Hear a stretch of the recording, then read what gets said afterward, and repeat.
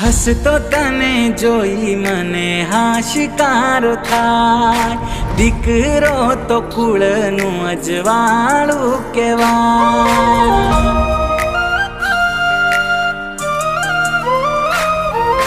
હસતો તને જોઈ મને હાશિકારો થાય, દીકરો તો કુળનું અજવાળું કહેવાય।